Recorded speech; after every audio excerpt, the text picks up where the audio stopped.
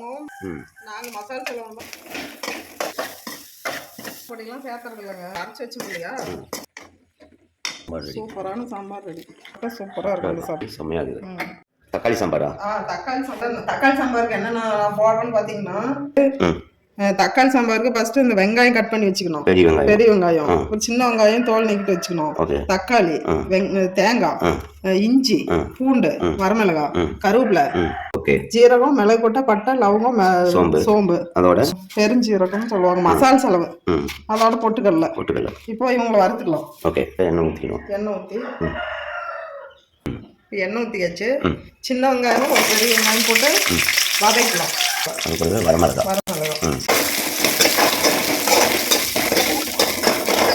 இது கூடவே 3 தக்காளி பாருங்க, 3 தக்காளி அப்படி முழுசும் போட்ட வேண்டியது.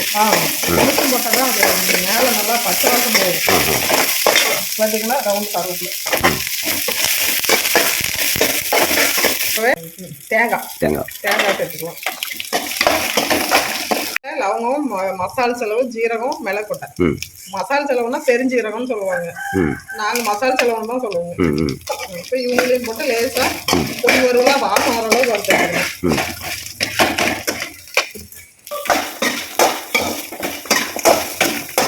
இப்போ இவங்க கூடவே இஞ்சி, துண்டு, பூண்டு சேர்த்துக்கணும்.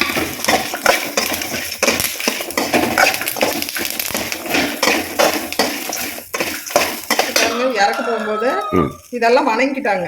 பொட்டுக்கடலை, உடச்ச கடலை ஒரு நாம்பு. சாம்பார் சூப்பரா இருக்கும். இப்போ இது இவங்க ஓரளவுக்கு வதங்கிட்டாங்க.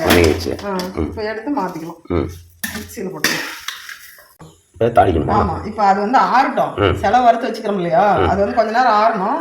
அதுக்குள்ள எண்ணெய் ஊற்றி அது ஒரு தாளிச்சுக்கலாம். எண்ணெய் ஊற்றியாச்சு, கடுகு,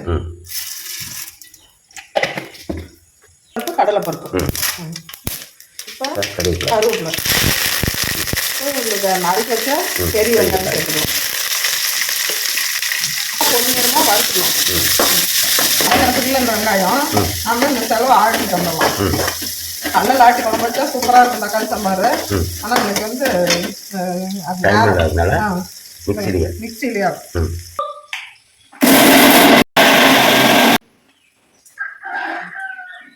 சூப்பரா அரைச்சாச்சு.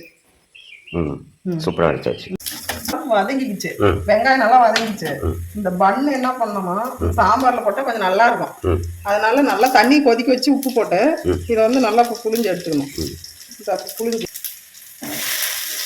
தண்ணி புளிஞ்சு எடுத்துக்கணும். நல்லா கொஞ்சம் வதங்கட்டும். அதுக்கு முன்னாடி கொஞ்சம் மிளகாத்தூள், அதில் வந்து மிளகாய் காரம் கம்மியாக இருக்கும், அதனால இதில் கொஞ்சம் மிளகாத்தூள் சேர்த்துக்கலாம்.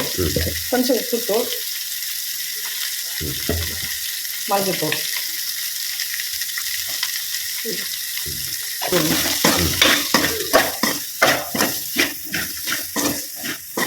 சாம்பார் பொடியெல்லாம் சேர்த்துறது இல்லைங்க, அதனால வீட்டில் அரைச்சி செலவு தூளியே ஒரு ஸ்பூன் டேஸ்ட்டுக்காக ஒரு ஸ்பூன் சேர்த்து எண்ணெயில் போட்டு ஒரு வதக்கி விட்டு சாம்பார் நம்ம அரைச்சி வச்சோம் இல்லையா, தேங்காய், கடலை சாம்பார் ஊற்றணும். ஆமாம், இப்போ இவங்கள ஊற்றிக்கலாம்.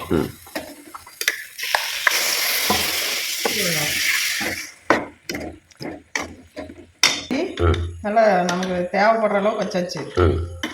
இப்போ நம்ம தேவையான அளவுக்கு உப்பு சேர்த்துக்கணும். தேவையான அளவு உப்பு, அவ்வளோதான். நல்லா கொதிச்சு வந்துச்சுன்னா சாம்பார் சும்மா சூப்பராக அட்டகாசமாக இருக்குங்க. ஓகே கொதிக்கிட்டோம். சூப்பராக ரெடி ஆயிடுச்சு. அது இப்படி வச்சுக்கணும். பஞ்சு மாதிரி இட்லி இருக்கணும்.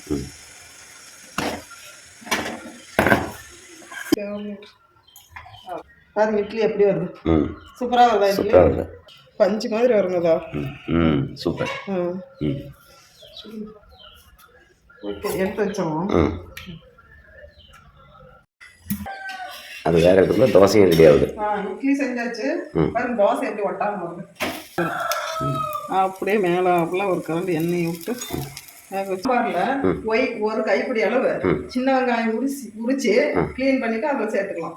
பச்சை வெங்காயம் அது வந்து டேஸ்ட் கொடுக்கும் சாம்பாருக்கு. பச்சை வெங்காயம் அப்படி சேர்த்துக்கிட்டா டேஸ்டாக இருக்கும். கொதிக்க ஆரம்பிச்சிச்சு. பண்ணு சேர்த்துனா சூப்பராக இருக்குங்க. அதனால பண்ணு சேர்த்தியாச்சு. திருப்பி இப்படி திருப்பி போட்டு பாருங்க எப்படி பஞ்சாட்டம் பொசு பொசுன்னு இருக்குது. தோசை சூப்பராக இருக்கும்.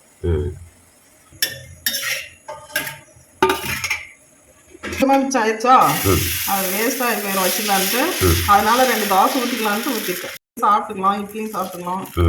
அதனால தான் இது அப்படியே வச்சுருந்தா வீணாக போயிடும்.